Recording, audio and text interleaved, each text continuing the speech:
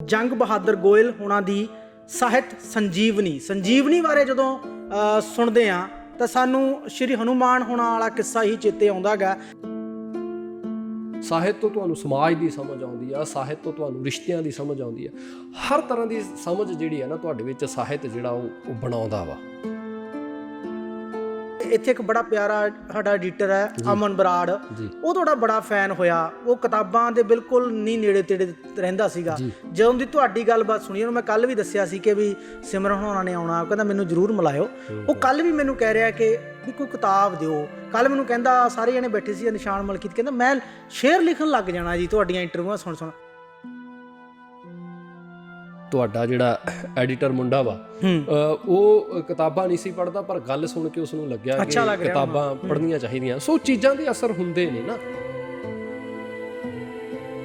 ਇੱਕ ਥਾਂ ਤੇ ਜ਼ਿਕਰ ਕਰਦੇ ਨੇ ਜੰਗ ਬਹਾਦਰ ਹੁਣ ਵੀ ਮੈਂ ਗੁੱਲੀ ਡੰਡਾ ਨਹੀਂ ਖੇਡਦਾ ਸੀ, ਮੈਂ ਪਤੰਗ ਨਹੀਂ ਚੜਾਈ, ਜਾਂ ਮੈਂ ਬੰਟੇ ਨਹੀਂ ਖੇਡੇ ਗਏ। ਤੁਹਾਨੂੰ ਲੱਗਦਾ ਹੈ ਕਿ ਵੀ ਬੰਟੇ, ਗੁੱਲੀ ਡੰਡਾ ਜਾਂ ਪਤੰਗ ਚੜਾਉਣਾ ਬਚਪਨ ਚੋਂ ਮੰਨਫੀ ਹੁੰਦੇ ਨੇ? ਯਕੀਨਨ ਇਹਨਾਂ ਦੇ ਨਾਲ ਇਸ ਤਰ੍ਹਾਂ ਵਾਪਰਿਆ ਹੋ ਸਕਦਾ। ਬਹੁਤ ਆਮ ਬੱਚਿਆਂ ਵਰਗੇ ਬੱਚੇ ਨਹੀਂ ਵੀ ਹੋ ਸਕਦੇ। ਚੈਖਵ ਇੱਕ ਥਾਂ ਲਿਖਦਾ ਕਿ ਮੇਰੇ ਬਚਪਨ ਦੇ ਵਿੱਚ ਕੋਈ ਬਚਪਨ ਨਹੀਂ ਸੀ। ਸੁਸਾਈਡ ਤੱਕ ਚਲੇ ਜਾਂਦੇ ਨੇ। ਫਿਰ ਇੱਕ ਕਿਤੇ ਪੜ੍ਹੀ ਹੋਈ ਕਵਿਤਾ ਵੀ ਮੈਂ ਨਹੀਂ ਮਰੂੰਗਾ, ਜ਼ਿੰਦਗੀ ਵੀ ਕਥਾ ਕਹੇਗੀ ਕਿਤਨਾ ਦਗਾਬਾਜ਼ ਥਾ। ਸੰਸਾਰ ਪੱਧਰ ਦੇ ਇੰਨੇ ਨਾਵਲ ਨੇ, ਜੇ ਤੁਸੀਂ ਉਹ ਸਾਰੇ ਨਹੀਂ ਪੜ੍ਹ ਸਕਦੇ ਤਾਂ ਮੈਨੂੰ ਲੱਗਦਾ ਕਿ ਇਹਨਾਂ ਦੀ ਜਿਹੜੀ ਉਹ ਸੀਰੀਜ਼ ਆ ਵਿਸ਼ਵ ਦੇ ਕਲਾਸੀਕਲ ਨਾਵਲ, ਤੁਸੀਂ ਜੇ ਉਹ ਪੜ੍ਹ ਲਓ ਤਾਂ ਤੁਹਾਨੂੰ ਬਹੁਤ ਸਾਰੀਆਂ ਗੱਲਾਂ ਪਤਾ ਲੱਗ ਜਾਣ। ਉਹ ਕਹਿੰਦੇ ਨੇ ਕਿ ਵੀ ਪਲ ਪਲ ਮਰਨ ਤੋਂ ਬਿਹਤਰ ਹੈ ਕਿ ਇੱਕ ਵਾਰੀ ਮਰ ਜਾਓ। ਬਿਲਕੁਲ, ਵੀ ਤੁਸੀਂ ਫੈਸਲਾ ਸਹੀ ਲਓ, ਸੱਚ ਦੇ ਨਾਲ ਖੜੋ। ਤਾਂ ਮੈਨੂੰ ਲੱਗਦਾ ਕਿ ਜਿੱਥੇ ਘਟਨਾ 'ਚ ਫਸਦੇ ਨੇ, ਤਾਂ ਮੈਂ ਪੜ੍ਹਦਾ ਹੋਇਆ ਇਸ ਕਿਤਾਬ ਨੂੰ ਮੈਂ ਵੀ ਫਸ ਜਾਣਾ ਨਾਲ ਘਟਨਾ 'ਚ। ਜਸਵੰਤ ਸਿੰਘ ਕੰਵਲ ਹੁਣੀ ਕਿਸੇ ਹੋਰ ਸ਼ਹਿਰ 'ਚ ਗਏ ਜੀ, ਉੱਥੇ ਕਿਸੇ ਬੁੱਕ ਸਟਾਲ ਵਾਲੇ ਕੋਲੇ ਚਲੇ ਗਏ, ਬੈਠੇ ਹੋਏ ਨੇ। ਕੋਈ ਕੁੜੀ ਆ ਕੇ ਪੁੱਛਦੀ ਕਿ ਕੰਵਲ ਹੁਣਾਂ ਦਾ ਨਵਾਂ ਨਾਵਲ ਨਹੀਂ ਕੋਈ ਆਇਆ? ਉਹ ਬੈਠੇ ਨੇ ਤੇ ਉਹ ਬੈਠੇ ਹੋਏ ਨੇ, ਲੇਖਕ ਸਾਹਮਣੇ, ਕੁੜੀ ਪਛਾਣਦੀ ਨਹੀਂ, ਉਹਨੂੰ ਪਤਾ ਨਹੀਂ। ਤੇ ਉਹ ਦੁਕਾਨਦਾਰ ਕਹਿੰਦਾ ਜੀ ਅਜੇ ਨਹੀਂ ਆਇਆ। ਕਹਿੰਦੀ ਕਿਉਂ ਨਹੀਂ ਆਇਆ? ਹੁਣ ਕੀ ਬਿਮਾਰੀ ਪੈ ਗਈ ਉਹਨੂੰ? ਕਿੰਨੀ ਦੇਰ ਦਾ ਲਿਖਿਆ ਹੀ ਕੁਛ ਨਹੀਂ। ਇਸ ਕਿਤਾਬ 'ਚ ਤੁਸੀਂ ਇੱਕ ਸ਼ਬਦ ਪੜ੍ਹਿਆ ਹੋਊਗਾ, ਸਾਹਿਤ ਥੈਰੇਪੀ ਦੀ ਗੱਲ ਕਰਦੇ ਨੇ। ਇਹ ਆਪਣੇ ਆਪ 'ਚ ਕਿੰਨੀ ਖੂਬਸੂਰਤ ਗੱਲ ਆ ਜੀ। ਤੁਸੀਂ ਬੰਦੇ ਦੇ ਤਨ ਦਾ ਇਲਾਜ ਕਰਨ ਲਈ ਕਿੰਨੀ ਤਰ੍ਹਾਂ ਦੀਆਂ ਸਾਡੇ ਕੋਲੇ ਮੈਡੀਸਨ ਦੀਆਂ ਪੈਥੀਜ਼ ਨੇ ਨਾ, ਪਰ ਜਦੋਂ ਤੁਹਾਡੇ ਮਨ ਨੂੰ ਕੋਈ ਰੋਗ ਲੱਗਿਆ ਤਾਂ ਉਹਨੂੰ ਕੌਣ ਠੀਕ ਕਰੇਗਾ? ਉਹਨੂੰ ਸ਼ਬਦ ਠੀਕ ਕਰਨਗੇ, ਉਹਨੂੰ ਕਿਤਾਬਾਂ ਠੀਕ ਕਰਨਗੀਆਂ। ਔਰ ਇਹ ਆਪਣੇ ਆਪ 'ਚ ਅਦਭੁਤ ਗੱਲ ਆ। ਸਾਨੂੰ ਉਸ ਥੈਰੇਪੀ ਨਾਲ ਜੋੜਦੀ ਹੈ ਇਹ ਕਿਤਾਬ। ਸੰਗੀਤ ਜਿੰਨੀ ਤੇਜ਼ੀ ਨਾਲ ਤੁਹਾਡੇ ਤੇ ਅਸਰ ਕਰਦਾ, ਦੁਨੀਆ ਦੀ ਕੋਈ ਚੀਜ਼ ਅਸਰ ਨਹੀਂ ਕਰਦੀ ਹੋਣੀ। ਤਾਂ ਹੀ ਚੰਡੀ ਦੀ ਵਾਰ ਗਾਈ ਜਾਂਦੀ ਸੀਗੀ ਜੰਗਾਂ ਯੁੱਧਾਂ ਦੇ ਵੇਲਿਆਂ 'ਚ। ਇੱਕਦਮ ਉਹ ਤੁਹਾਨੂੰ ਜਿਹੜਾ ਬੂਸਟ ਕਰਦੀ ਆ। ਕਿਤਾਬ ਪੜ੍ਹਦੇ ਆ ਤੁਸੀਂ, 4 ਸਫ਼ੇ ਵੀ ਦਿਨ 'ਚ ਪੜ੍ਹ ਲਓ, ਤੁਹਾਨੂੰ 4 ਚੰਗੀਆਂ ਗੱਲਾਂ ਵੀ ਲੱਭ ਗਈਆਂ ਤਾਂ ਯਕੀਨਨ ਤੁਹਾਡੀ ਜ਼ਿੰਦਗੀ 'ਚੋਂ ਕੰਮ ਆਉਣਗੀਆਂ, ਤੁਹਾਡੇ ਗਿਆਨ 'ਚ, ਤੁਹਾਡੇ ਸਰਮਾਏ 'ਚ ਵਾਧਾ ਕਰਨਗੀਆਂ। ਲਾਇਬ੍ਰੇਰੀ ਪ੍ਰੋਗਰਾਮ ਤੁਸੀਂ ਦੇਖ ਰਹੇ ਹੋ ਤੇ ਇਸ ਲੜੀ ਤਹਿਤ ਅਕਸਰ ਅਸੀਂ ਕਿਸੇ ਨਾ ਕਿਸੇ ਕਿਤਾਬ ਦੇ ਉੱਤੇ ਚਰਚਾ ਕਰਦੇ ਹਾਂ। ਅੱਜ ਫਿਰ ਤੋਂ ਮੇਰੇ ਨਾਲ ਨੇ ਸਿਮਰਨ ਧਾਲੀਵਾਲ, ਕਹਾਣੀਕਾਰ ਨੇ ਪੰਜਾਬ ਦੇ। ਤਾਂ ਉਹਨਾਂ ਦੀ ਕਹਾਣੀ ਬਾਰੇ ਆਪਾਂ ਪਿਛਲੇ ਦਿਨਾਂ ਚਰਚਾ ਕੀਤੀ। ਤੁਸੀਂ ਉਸ ਇੰਟਰਵਿਊ ਨੂੰ, ਉਸ ਗੱਲਬਾਤ ਨੂੰ ਬਹੁਤ ਪਸੰਦ ਕੀਤਾ, ਉਹਨਾਂ ਦੇ ਤਰੀਕੇ ਨੂੰ ਬਹੁਤ ਪਸੰਦ ਕੀਤਾ। ਅੱਜ ਉਹ ਸਾਡੇ ਨਾਲ ਗੱਲ ਕਰਨ ਇਸ ਕਿਤਾਬ ਦੇ ਉੱਤੇ ਆਏ ਨੇ, ਜੰਗ ਬਹਾਦਰ ਗੋਇਲ ਹੋਣਾ ਦੀ ਸਾਹਿਤ ਸੰਜੀਵਨੀ ਬਾਰੇ ਜਦੋਂ ਸੁਣਦੇ ਹਾਂ ਤਾਂ ਸਾਨੂੰ ਸ਼੍ਰੀ ਹਨੂਮਾਨ ਹੋਣਾ ਵਾਲਾ ਕਿੱਸਾ ਹੀ ਚੇਤੇ ਆਉਂਦਾ ਗਾ। ਪਰ ਇਹ ਸਾਹਿਤ ਸੰਜੀਵਨੀ ਕੀ ਹੈ, ਇਸ ਉੱਤੇ ਗੱਲਬਾਤ ਕਰਾਂਗੇ। ਸਤਿ ਸ਼੍ਰੀ ਅਕਾਲ ਸਿਮਰਨ ਜੀ। ਸਤਿ ਸ਼੍ਰੀ ਅਕਾਲ ਜੀ। ਕੀ ਹਾਲ ਹੈ? ਠੀਕ ਹੈ ਜੀ। ਪਹਿਲਾਂ ਤਾਂ ਤੁਹਾਡੀ ਜਿਹੜੀ ਇੰਟਰਵਿਊ ਹੈ, ਤੁਹਾਡਾ ਢੰਗ ਜਿਹੜਾ ਗੱਲ ਦੱਸਣ ਦਾ, ਮੇਰੇ ਇੱਥੇ ਇੱਕ ਬੜਾ ਪਿਆਰਾ ਸਾਡਾ ਐਡੀਟਰ ਹੈ ਅਮਨ ਬਰਾੜ, ਉਹ ਤੁਹਾਡਾ ਬੜਾ ਫੈਨ ਹੋਇਆ। ਉਹ ਕਿਤਾਬਾਂ ਦੇ ਬਿਲਕੁਲ ਨਹੀਂ ਨੇੜੇ ਤੇੜੇ ਰਹਿੰਦਾ ਸੀਗਾ। ਜਦੋਂ ਦੀ ਤੁਹਾਡੀ ਗੱਲਬਾਤ ਸੁਣੀ, ਉਹਨੂੰ ਮੈਂ ਕੱਲ ਵੀ ਦੱਸਿਆ ਸੀ ਕਿ ਵੀ ਸਿਮਰਨ ਹੋਣਾ ਨੇ ਆਉਣਾ, ਕਹਿੰਦਾ ਮੈਨੂੰ ਜ਼ਰੂਰ ਮਿਲਾਇਓ।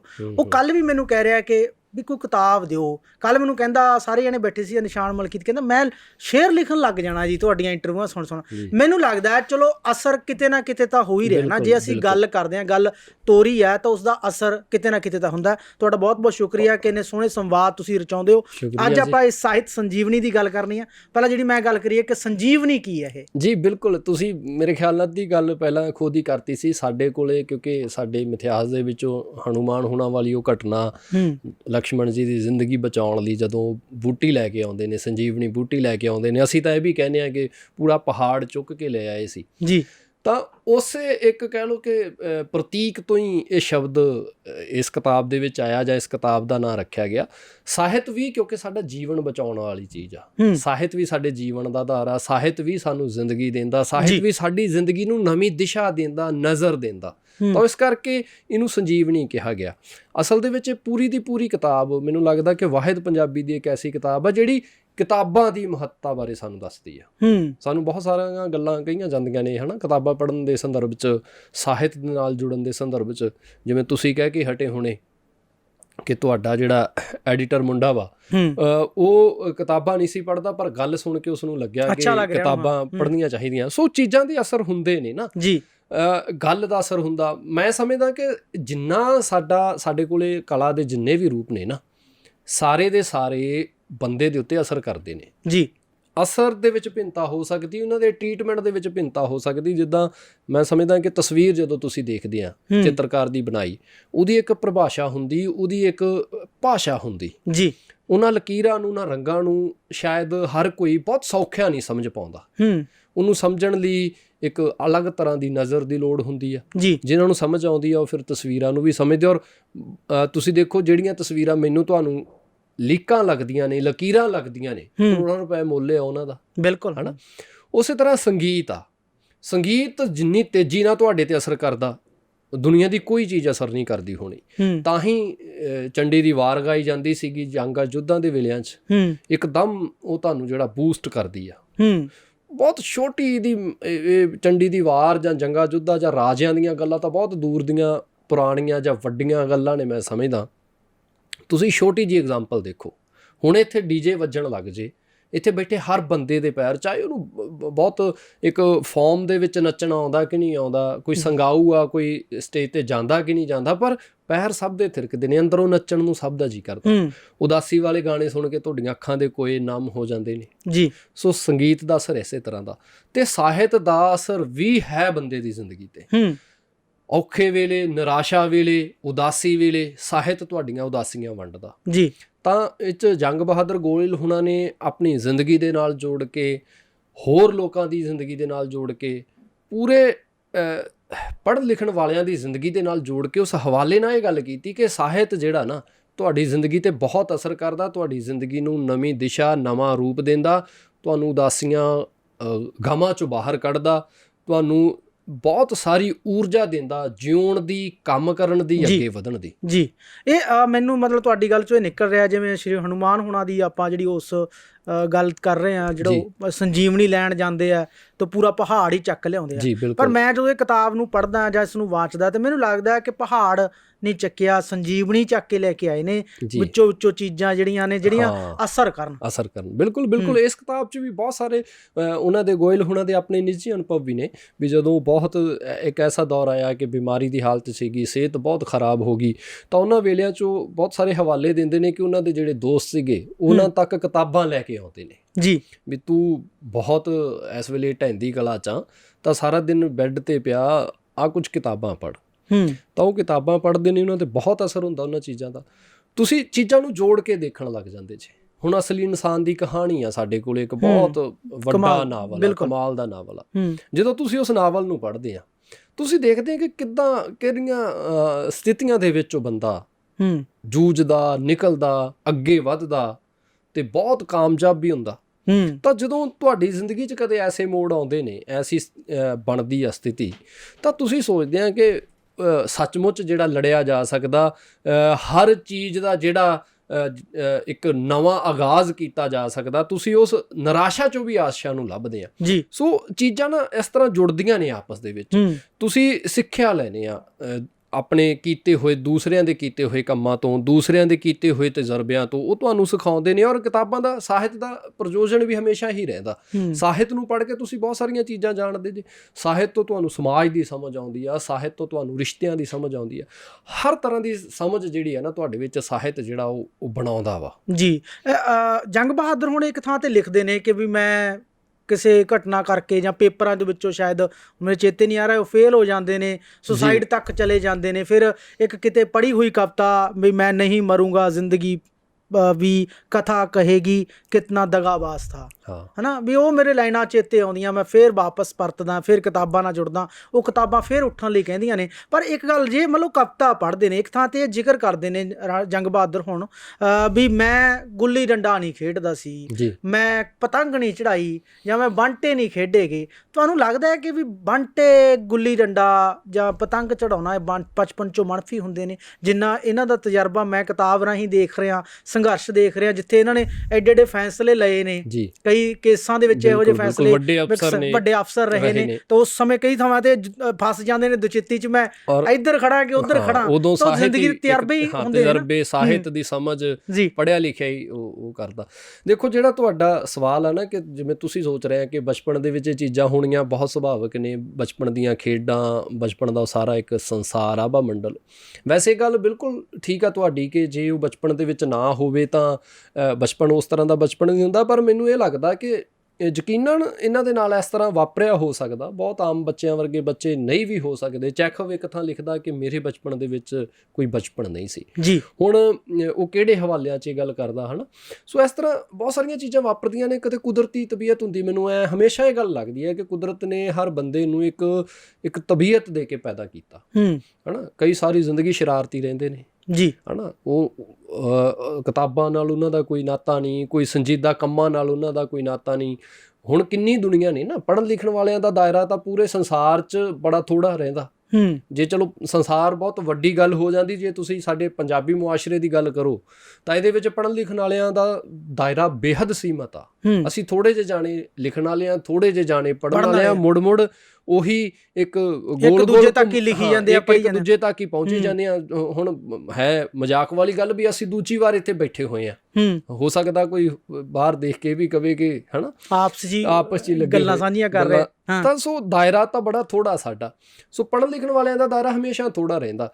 ਪਰ ਫਿਰ ਵੀ ਉਸ ਥੋੜ੍ਹੇ ਛੋਟੇ ਦਾਇਰੇ 'ਚ ਵੀ ਕੁਦਰਤ ਨੇ ਕਿਸੇ ਨੂੰ ਤਾਂ ਉਸ ਕਿਸਮ ਦਾ ਬਣਾਇਆ ਹੁੰਦਾ। ਤਾਂ ਮੈਨੂੰ ਇਹ ਲੱਗਦਾ ਕਿ ਜੇ ਗੋਇਲ ਸਾਹਿਬ ਇਹ ਗੱਲ ਕਹਿ ਰਹੇ ਨੇ ਤਾਂ ਹੋ ਸਕਦਾ ਯਕੀਨਨ, ਔਰ ਉਸ ਗੱਲ ਨੂੰ ਅਸੀਂ ਇਹਨਾਂ ਨਕਸ਼ਿਆਂ ਨੂੰ ਇਸ ਗੱਲ 'ਚੋਂ ਵੀ ਤਲਾਸ਼ ਸਕਦੇ ਹਾਂ ਕਿ ਸੱਚਮੁੱਚ ਜਦੋਂ ਬਚਪਨ ਦੇ ਵਿੱਚ ਇੰਨੇ ਸੰਜੀਦਾ ਸੀ, ਕਿਤਾਬਾਂ ਪੜ੍ਹਨ ਵਾਲੇ ਸੀ, ਬਹੁਤ ਜ਼ਿਆਦਾ ਇਹਨਾਂ ਦਾ ਇੱਕ ਕਹਿ ਲਓ ਸਟੈਮਿਨਾ ਸੀ ਪੜ੍ਹਨ ਲਿਖਣ ਦਾ, ਤਾਂ ਹੀ ਇਹ ਬਹੁਤ ਉੱਚੇ ਮੁਕਾਮ 'ਤੇ ਵੀ ਪਹੁੰਚੇ, ਹੈ ਨਾ। ਅਫਸਰੀ ਦਾ ਇੱਕ ਸਫ਼ਰ ਤੈਅ ਕੀਤਾ। ਔਰ ਤੁਸੀਂ ਹੈਰਾਨ ਹੋਵੋਗੇ, ਇਹਨਾਂ ਨੇ ਸੰਸਾਰ ਸਾਹਿਤ ਦੀਆਂ 2-3 ਸੀਰੀਜ਼ ਜਿਹੜਾ ਉਹ ਤਿਆਰ ਕੀਤੀਆਂ ਪਿਛਲੇ ਸਮੇਂ 'ਚ, ਤੁਹਾਡੀ ਸ਼ਾਇਦ ਨਜ਼ਰ ਵੀ ਪਈ ਹੋਵੇ। ਜਿੰਨੇ ਦੁਨੀਆ ਭਰ ਦੇ ਕਲਾਸਿਕ ਨਾਵਲ ਨੇ ਉਹਨਾਂ ਨੂੰ ਬਹੁਤ ਬਰੀਫ ਦੇ ਵਿੱਚ ਇਹਨਾਂ ਨੇ 2-3 ਜਿਲਦਾਂ ਦੇ ਵਿੱਚ ਬੰਨਿਆ। ਔਰ ਤੁਸੀਂ ਜੇ ਪੂਰਾ ਨਾਵਲ ਨਹੀਂ ਪੜ੍ਹ ਸਕਦੇ, ਸੰਸਾਰ ਪੱਧਰ ਦੇ ਇੰਨੇ ਨਾਵਲ ਨੇ, ਜੇ ਤੁਸੀਂ ਉਹ ਸਾਰੇ ਨਹੀਂ ਪੜ੍ਹ ਸਕਦੇ ਤਾਂ ਮੈਨੂੰ ਲੱਗਦਾ ਕਿ ਇਹਨਾਂ ਦੀ ਜਿਹੜੀ ਉਹ ਸੀਰੀਜ਼ ਆ ਵਿਸ਼ਵ ਦੇ ਕਲਾਸੀਕਲ ਨਾਵਲ, ਤੁਸੀਂ ਜੇ ਉਹ ਪੜ੍ਹ ਲਓ ਤਾਂ ਤੁਹਾਨੂੰ ਬਹੁਤ ਸਾਰੀਆਂ ਗੱਲਾਂ ਪਤਾ ਲੱਗ ਜਾਣ, ਉਸ ਸਾਹਿਤ ਦੀ ਇੱਕ ਤਰ੍ਹਾਂ ਨਾਲ ਸਮਝ ਆ ਜਾਏ। ਜਿਵੇਂ ਅਸੀਂ ਦਾਲ ਬਣਾਉਂਦੇ ਹਾਂ ਜਦੋਂ, ਤੇ ਇੱਕ ਦਾਣਾ ਚੈੱਕ ਕਰਦੇ ਹਾਂ, ਹੈ ਨਾ, ਗਲ ਗਈ ਕਿ ਨਹੀਂ ਗਲ ਗਈ, ਉਸ ਤਰ੍ਹਾਂ ਦੀ ਗੱਲ। ਸੋ ਯਕੀਨਨ ਸੰਜੀਦਗੀ ਇਹਨਾਂ 'ਚ ਹੋਏਗੀ, ਯਕੀਨਨ ਇਸ ਤਰ੍ਹਾਂ ਦੀ ਪੜ੍ਹਨ ਦੀ ਰੁਚੀ ਹੋਏਗੀ, ਲਗਨ ਹੋਏਗੀ, ਤਾਂ ਹੀ ਇਸ ਪੱਧਰ 'ਤੇ ਗਏ। ਔਰ ਤੁਸੀਂ ਦੇਖੋ ਪੂਰੇ ਜਿਹੜੇ ਵਿਸ਼ਵ ਦਾ ਕਲਾਸੀਕਲ ਲਿਟਰੇਚਰ ਆ ਉਹ ਇਹਨਾਂ ਨੇ ਉਹਦਾ ਅਧਿਐਨ ਕੀਤਾ ਹੋਇਆ। ਇਸ ਕਿਤਾਬ ਦੇ ਵਿੱਚ ਵੀ ਉਹਨਾਂ ਹਜ਼ਾਰਾਂ ਲੇਖਕਾਂ ਦਾ, ਹਜ਼ਾਰਾਂ ਕਿਤਾਬਾਂ ਦਾ, ਸੈਂਕੜੇ ਘਟਨਾਵਾਂ ਦਾ ਜ਼ਿਕਰ ਆ ਜਿਹੜੀਆਂ, ਹੈ ਨਾ, ਜਿਹੜੀਆਂ ਬੰਦੇ ਨੂੰ ਬਹੁਤ ਊਰਜਾ ਦਿੰਦੀਆਂ ਨੇ। ਬਿਲਕੁਲ, ਮੈਂ ਉਹੀ ਅੱਗੇ ਬਹੁਤ ਸਾਰੇ ਜੀਵਨੀਆਂ ਜਾਂ ਆਪਾਂ ਪੜ੍ਹਦੇ ਹਾਂ ਲੇਖਕਾਂ ਦੀਆਂ ਜਾਂ ਫਿਲਮੀ ਹਸਤੀਆਂ ਦੀਆਂ, ਉਹਨਾਂ ਦੇ ਜੀਵਨ ਨਾਲ ਜੁੜੀਆਂ ਹੋਈਆਂ ਗੱਲਾਂ ਹੈ। ਚਲੋ ਇਹਨਾਂ ਦੇ ਜੀਵਨ ਨਾਲ, ਪਰ ਗੱਲ ਕਿਤਾਬ ਤੇ ਰਹਿੰਦੀ ਹੈ। ਮੈਨੂੰ ਜਦੋਂ ਇਹ ਕਿਤਾਬ ਪੜ੍ਹ ਰਿਹਾ ਸੀ ਸਿਮਰਨ, ਜਦੋਂ ਇਹ ਲੱਗਦਾ ਸੀਗਾ ਜਦੋਂ ਕੋਈ ਘਟਨਾ ਇਹਨਾਂ ਨਾਲ ਜੁੜਦੀ ਆ ਕਿ ਪਤਨੀ ਦਾ ਐਕਸੀਡੈਂਟ ਹੋ ਜਾਣਾ, ਜਾਂ ਜਿੱਥੇ ਫਸ ਜਾਂਦੇ ਨੇ ਉੱਥੇ ਇੱਕ ਗੱਲ ਕਿਸੇ ਮਹਾਨ ਲੇਖਕ ਦੀ ਕੋਡ ਵੀ ਕਰ ਦਿੰਦੇ, ਮੈਂ ਲਿਖੀ ਹੋਈ ਆ ਕਿ ਉਹ ਕਹਿੰਦੇ ਨੇ ਕਿ ਵੀ ਪਲ ਪਲ ਮਰਨ ਤੋਂ ਬਿਹਤਰ ਹੈ ਕਿ ਇੱਕ ਵਾਰੀ ਮਰ ਜਾਓ, ਵੀ ਤੁਸੀਂ ਫੈਸਲਾ ਸਹੀ ਲਓ, ਸੱਚ ਦੇ ਨਾਲ ਖੜੋ। ਤਾਂ ਮੈਨੂੰ ਲੱਗਦਾ ਕਿ ਜਿੱਥੇ ਘਟਨਾ 'ਚ ਫਸਦੇ ਨੇ, ਤੇ ਮੈਂ ਪੜ੍ਹਦਾ ਹੋਇਆ ਇਸ ਕਿਤਾਬ ਨੂੰ, ਮੈਂ ਵੀ ਫਸ ਜਾਣਾ ਨਾਲ ਘਟਨਾ 'ਚ, ਤੇ ਪਰ ਉਸ ਘਟਨਾ 'ਚੋਂ ਕੱਢਣ ਲਈ ਇਹ ਕਿਤਾਬਾਂ ਨਾਲ ਜੋੜਦੇ। ਫਿਰ ਮੈਨੂੰ ਪਤਾ ਨਹੀਂ ਲੱਗਦਾ, ਸਹਿਜ ਮੈਂ ਵੀ ਉਸ ਦੇ ਨਾਲ ਉਸੇ ਵਹਾਅ ਦੇ ਵਿੱਚ ਬਹਿ ਜਾਣਾ ਵੀ ਹਾਂ ਕਿਤਾਬਾਂ ਉਸ ਚੀਜ਼ 'ਚੋਂ ਕੱਢ ਰਹੀਆਂ ਨੇ। ਸਾਹਿਤ ਤੁਹਾਨੂੰ ਬਹੁਤ ਸਹਿਜ ਬਣਾਉਂਦਾ ਨਾ। ਤੁਸੀਂ ਦੇਖੋ ਅਸੀਂ ਜਿਹੜੇ ਯੁੱਗ 'ਚ ਜੀ ਰਹੇ ਹਾਂ, ਬਹੁਤ ਤੇਜ਼ੀ ਦਾ ਯੁੱਗ ਆ ਜੀ। ਸਾਡੇ ਕੋਲੇ ਸੋਸ਼ਲ ਮੀਡੀਆ ਆ ਗਿਆ, ਸਾਡੇ ਕੋਲੇ ਸੰਸਾਰ ਦੀਆਂ ਉਹ ਸਾਰੀਆਂ ਚੀਜ਼ਾਂ ਆ ਗਈਆਂ ਜਿਨ੍ਹਾਂ ਦੀ ਗਤੀ ਬੇਹੱਦ ਤੇਜ਼ ਆ ਜੀ। ਤੁਸੀਂ ਦੇਖੋ ਨਾ, ਸਾਡੇ ਇੰਟਰਨੈਟ ਦੀ ਸਪੀਡ ਅਸੀਂ ਦਿਨ ਪ੍ਰਤੀ ਦਿਨ ਉਹਨੂੰ ਇਨਕਰੀਜ਼ ਕਰਨ ਦੀਆਂ ਗੱਲਾਂ ਕਰਦੇ ਹਾਂ। ਅਸੀਂ 5G ਲੈ ਕੇ ਆਉਣ ਦੀਆਂ ਗੱਲਾਂ ਕਰਦੇ ਹਾਂ, ਕਿਸੇ ਦਿਨ ਨੂੰ ਇੱਥੇ ਹੀ ਬਹਿ ਕੇ ਅਸੀਂ 7G ਦੀਆਂ ਵੀ ਗੱਲਾਂ, ਪਤਾ ਨਹੀਂ ਕਿਹਦੀਆਂ ਗੱਲਾਂ ਕਰਨ ਲੱਗ ਜਾਵਾਂਗੇ। ਇੰਨੀ ਗਤੀ ਤੇਜ਼ ਹੋ ਗਈ ਸਾਡੇ ਕੋਲੇ। ਤੁਸੀਂ ਇੱਕ ਸ਼ਬਦ ਇੱਥੋਂ ਸਟੂਡੀਓ ਤੋਂ ਬਾਹਰ ਅਜੇ ਨਿਕਲ ਕੇ ਕੁਝ ਪਲ ਲਾਓਗੇ ਬਾਹਰ ਜਾਣ ਲਈ, ਫੋਨ ਕਾਲ ਤੁਸੀਂ 1 ਸੈਕਿੰਡ 'ਚ ਅਮਰੀਕਾ ਮਿਲਾ ਲਓ ਬੇਸ਼ੱਕ। ਸੋ ਉਸ ਤੇਜ਼ੀ ਦੇ ਦੌਰ ਦੇ ਵਿੱਚ ਜਦੋਂ ਬੰਦਾ ਬੇਹੱਦ ਦੌੜਦਾ ਪਿਆ, ਉਹਨੇ ਪਹੁੰਚਣਾ ਵੀ ਕਿਤੇ ਨਹੀਂ, ਉਹਦੇ ਟੇਸਟ ਚੇਂਜ ਹੋ ਗਏ, ਉਹਦੇ ਨਿਸ਼ਾਨੇ ਬਦਲ ਗਏ, ਉਹਦੀ ਅਪਰੋਚ ਬਦਲ ਗਈ, ਸਾਰਾ ਕੁਝ ਬਦਲ ਗਿਆ।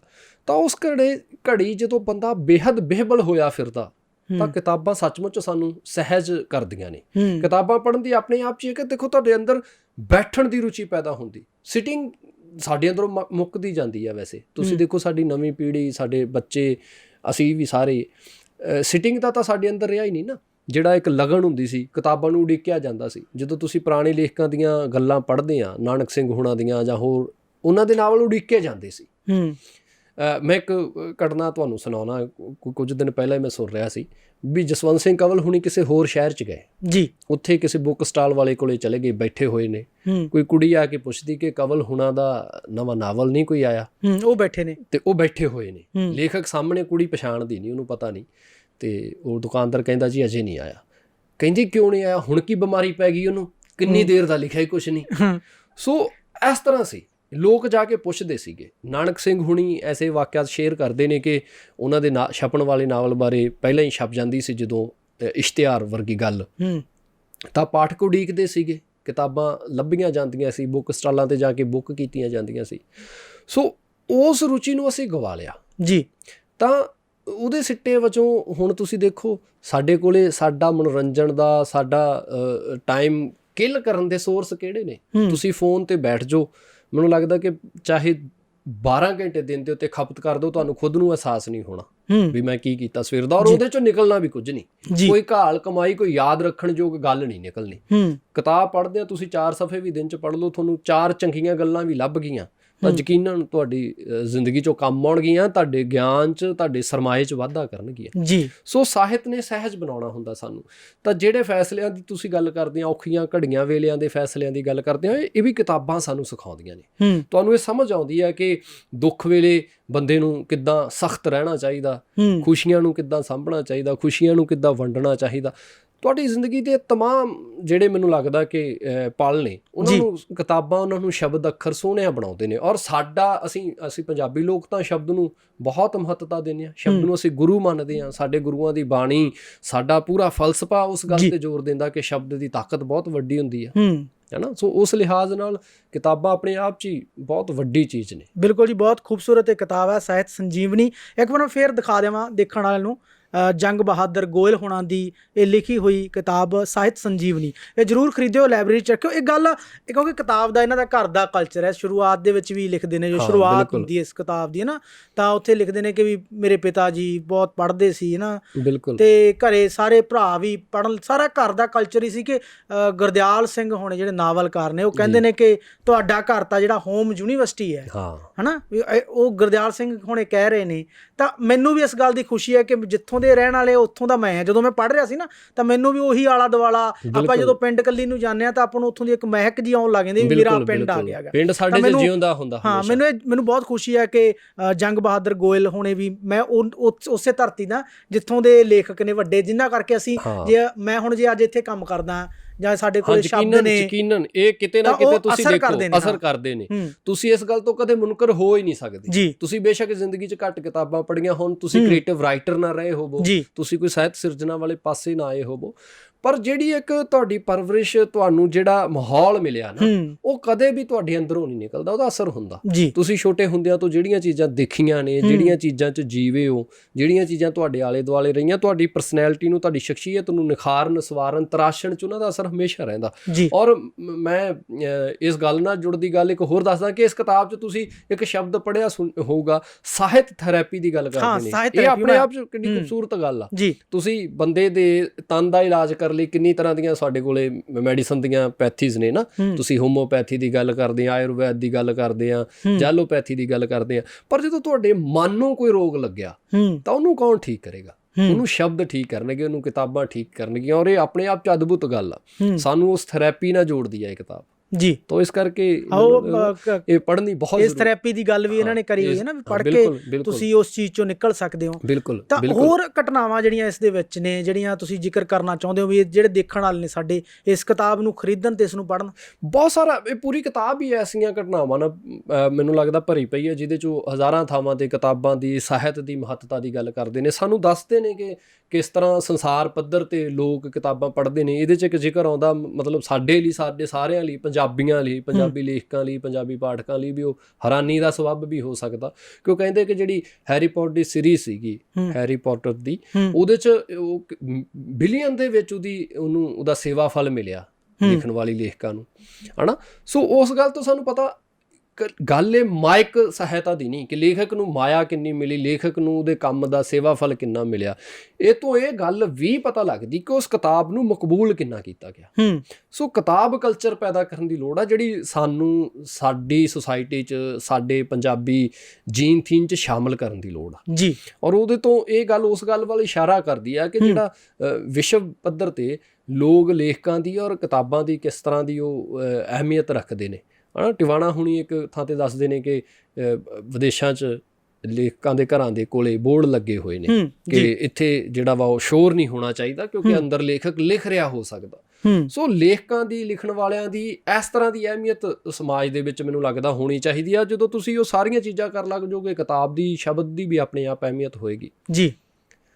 ਬਿਲਕੁਲ। ਮੈਂ ਕੁਝ ਇੱਕ ਸੁਣਾ ਦੇਵਾਂ ਸ਼ੁਰੂਆਤ ਦੇ ਵਿੱਚ, ਜਿਹੜਾ ਇਹਨਾਂ ਨੇ ਲਿਖਿਆ ਤਾਂ ਕਿ ਇੰਟਰਸਟ ਵੀ ਪੈਦਾ ਹੋ ਜੇ। ਉਹ ਲਿਖਦੇ ਨੇ ਕਿ ਹੁਣ ਤੋਂ ਲੈ ਕੇ ਬਚਪਨ ਤੱਕ ਜੋ ਖੁਸ਼ਨੁਮਾ ਵਕਤ ਮੈਂ ਪੁਸਤਕਾਂ ਨਾਲ ਬਿਤਾਇਆ, ਉਸ ਨੂੰ ਯਾਦ ਕਰਨਾ ਇੰਝ ਹੈ ਜਿਵੇਂ ਕਿਸੇ ਰੇਗਿਸਤਾਨ ਦੀ ਕਰੜੀ ਧੁੱਪ 'ਚ ਤੁਰਦਿਆਂ ਅਚਾਨਕ ਮਨ ਹਰੇ ਭਰੇ ਖੇਤਾਂ ਨੂੰ ਲਹਿਲਾਉਂਦੀਆਂ ਫਸਲਾਂ ਦੀ ਯਾਦ ਵਿੱਚ ਗੁੰਮ ਹੋ ਜਾਵੇ। ਮਤਲਬ ਖੂਬਸੂਰਤ ਕਿੰਨਾ ਲਿਖਿਆ। ਕੰਟਰਾਸਟ ਤੁਸੀਂ ਦੇਖੋ ਨਾ, ਮਾਰੂਥਲ ਦੇ ਵਿੱਚ ਛਾਂ ਦਾ, ਪਾਣੀ ਦਾ, ਹਰਿਆਲੀ ਦਾ ਤਸੱਵਰ ਜਿਹੜਾ ਜੀ, ਉਹ ਆਪਣੇ ਆਪ 'ਚ ਕਿੰਨੀ ਵੱਡੀ ਚੀਜ਼ ਆ। ਤੁਸੀਂ ਜਦੋਂ ਹਜ਼ਾਰਾਂ ਮੀਲਾਂ ਤੱਕ ਨਜ਼ਰ ਮਾਰੋ ਔਰ ਤੁਹਾਨੂੰ ਰੇਤ ਤੋਂ ਸਿਵਾਏ ਕੁਝ ਨਾ ਦਿਸਦਾ ਹੋਵੇ, ਉੱਥੇ ਜਦੋਂ ਤੁਹਾਨੂੰ ਪਾਣੀ ਨਜ਼ਰ ਆਵੇ, ਹਰਿਆਲੀ ਨਜ਼ਰ ਆਵੇ, ਤਾਂ ਆਪਣੇ ਆਪ 'ਚ ਕਿੰਨੀ ਖੂਬਸੂਰਤ ਗੱਲ ਆ ਜੀ। ਸੋ ਉਸ ਤਰ੍ਹਾਂ ਦੀ ਗੱਲ ਆ ਇਹ ਕਿ ਕਿਤਾਬਾਂ ਤੁਹਾਡੇ ਅੰਦਰ ਨੂੰ ਇਸ ਤਰ੍ਹਾਂ ਦਾ ਹਰਾ ਭਰਾ ਬਣਾਉਂਦੀਆਂ ਨੇ ਜੀ। ਸ਼ੁਕਰੀਆ ਸਿਮਰਨ ਜੀ, ਤੁਸੀਂ ਇਸ ਪ੍ਰੋਗਰਾਮ ਦੇ ਵਿੱਚ ਆਏ। ਬਹੁਤ ਸ਼ੁਕਰੀਆ ਜੀ।